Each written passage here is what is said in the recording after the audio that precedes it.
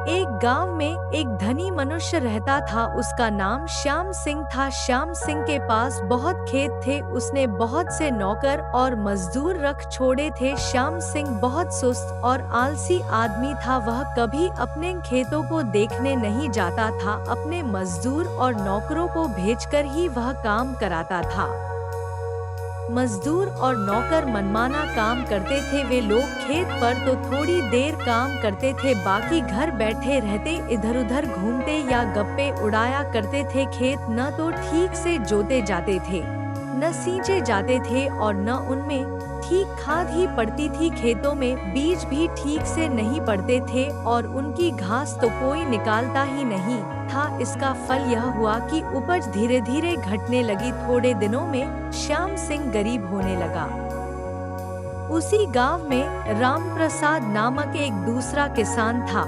उसके पास खेत नहीं थे। वह श्याम सिंह से कुछ खेत लेकर खेती करता था, किंतु था परिश्रमी। अपने मजदूरों के साथ वह खेत पर जाता था, डटकर परिश्रम करता था। उसके खेत भली प्रकार जोते और सींचे जाते थे, अच्छी खाद पड़ती थी, घास निकाली जाती थी और बीज भी समय पर बोए जाते थे। उसके घर के लोग भी खेत पर काम करते थे। उसके खेत में उपज अच्छी होती थी। लगान देकर और खर्च करके भी वह बहुत सा अन्न बचा लेता था। थोड़े दिनों में राम प्रसाद धनी हो गया।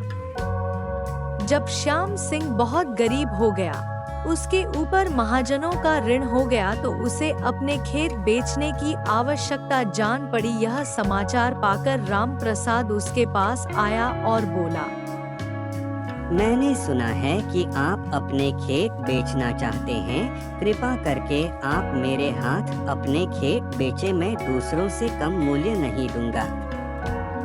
श्याम सिंह ने आश्चर्य से पूछा, भाई राम प्रसाद, मेरे पास इतने खेत थे, फिर भी मैं ऋणी हो गया हूँ, किंतु तुम्हारे पास धन कहाँ से आ गया है?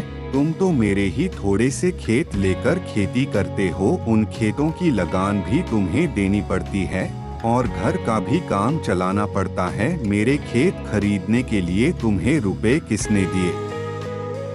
राम प्रसाद ने कहा, मुझे रुपए किसी ने नहीं दिए। रुपए तो मैंने खेतों की उपज से ही बचाकर इकट्ठे किए हैं। आपकी खेती और मेरी खेती में एक अंतर है। आप नौकरों, मजदूरों आदि सबसे काम करने के लिए जाओ जाओ कहते हैं।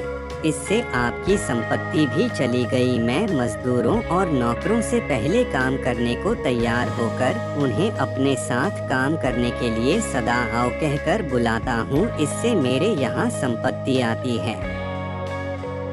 अब श्याम सिंह ठीक बात समझ गया। उसने थोड़े से खेत राम प्रसाद के हाथ बेचकर अपना ऋण चुका दिया और बाकी खेतों में परिश्रम पूर्वक खेती करने लगा। थोड़े ही दिनों में उसकी दशा सुधर गई। वह फिर सुखी और संपन्न हो गया।